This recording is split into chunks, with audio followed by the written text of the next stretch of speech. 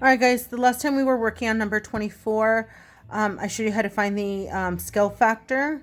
So basically, I said a ratio of two corresponding sides, and I picked the small side from this triangle and the small side from this triangle. And now I'm picking two more sides. So I consider 45 like the medium length of this triangle, and 30 would be the corresponding. It's the medium length of that triangle. So if I were to simplify this, I can pick a greatest common factor, and that would be 15. 45 divided by 15 is 3, and 30 divided by 15 is 2. So far, both of these have the same scale factor. So that's a good thing. Now, our last side, 54 happens to be the longest side on that triangle, so I'm going to put 54 here, and 36, which is the long side, okay? And now, again, reduce. So here we have a common factor of, let's see, oops, I think the last ratio is out of focus. Okay, I can divide 54 by 9. So 54 divided by 9 will give me 6. And 36 divided by 9 is going to give me 4. Notice I didn't pick the greatest common factor, but 6 and 4, I can still divide by 2, and so that'll be 3 and 2. What I just proved is that all the sides have the same scale factor. And if they all have the same scale factor, that means they're all proportional to each other. So when they ask you, are the two triangles similar? The answer is yes. And that's because all the sides are proportional to one another, okay? So that's it. All right, 25 is just like that. So you try 25 on your own, okay? Let's try another one together. All right, guys, in number 26, they're asking you write a similarity statement relating the three triangles in the diagram. So again, if you're wondering what three triangles are you talking about, you have the small, the medium, and the large, which is the entire triangle. Okay, so a similarity statement is going to look something like this: triangle, and then your letters similar to triangle, and then your letters, and then similar triangle and your letters. Okay, whenever they ask you for a similarity statement, that's what it looks like. Okay. All right, guys, for this one, I would recommend, if you can't see it right off, to be honest, this is kind of a trick that I do, but I actually redraw them all over again. So I have my largest triangle here. Okay, and then I'm going to put the right angle, then my medium, and I put my right angle, and then my small. And see, the thing is, I make sure they look small, medium, and large. I draw them the same direction, and I put the right angle, okay? So now I'll take a look at your big triangle. You know your largest triangle, which is triangle FDE. D is my right angle, so that goes here, okay? I'm going to consider DE my short leg, so E goes here, and FD is my long leg, so F goes here, okay? And now your medium triangle, which is FDH, that's number 2. I'm going to make, of course, my right angle H. So H goes here. And then to me, FD is the hypotenuse. Okay. And then HD is the shortest leg. So I'm going to put F here and D here. Okay. And now your small triangle, you can literally just copy it straight off, okay?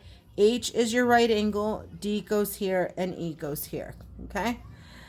So I think this is a great visual to help you name the triangle. So now when you write a similarity statement, depends on how you name the first one, that'll set the tone for the rest of them. So look, I'm going to keep it simple.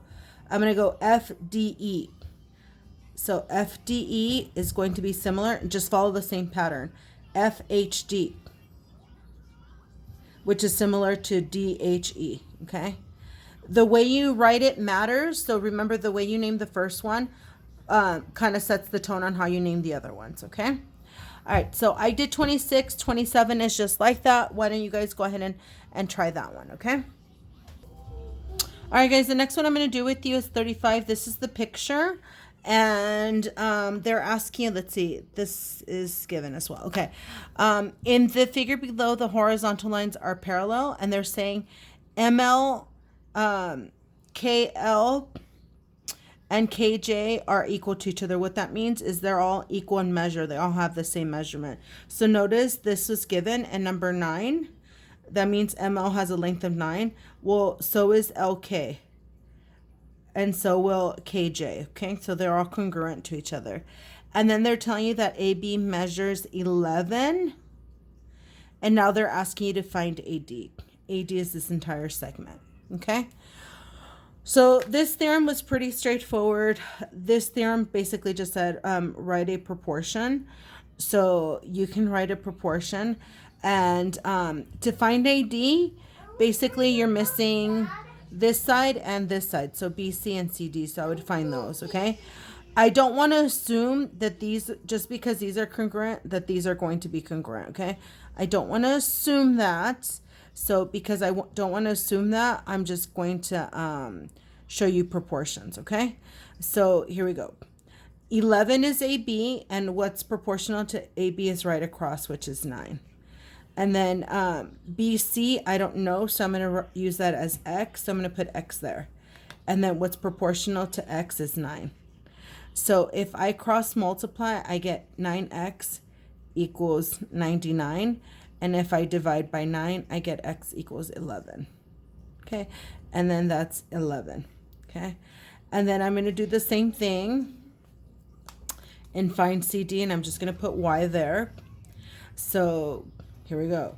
So since I know what BC is, I'm just going to write 11.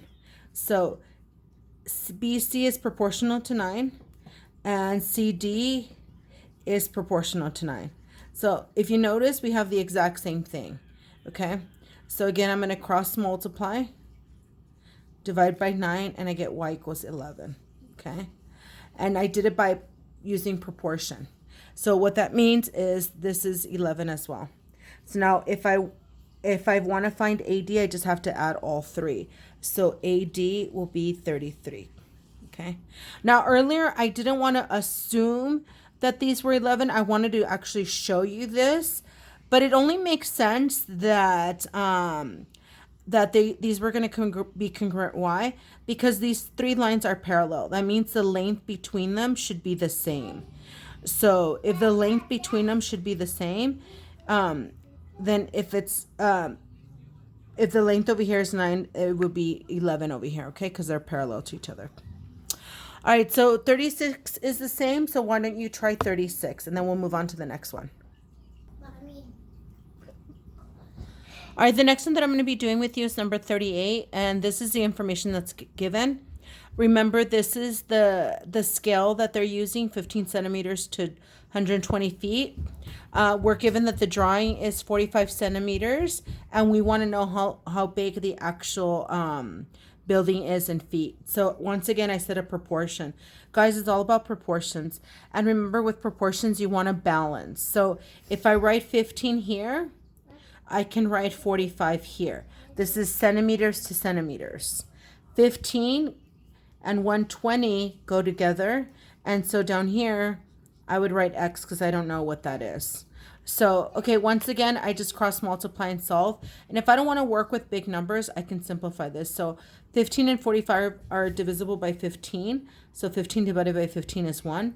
45 divided by 15 is 3. And I could just cross multiply. So 1 times X is X. And 120 times 3 is 360. So guess what? There's no dividing. I found my answer. It's 360 feet. And that's my answer. Okay? All right.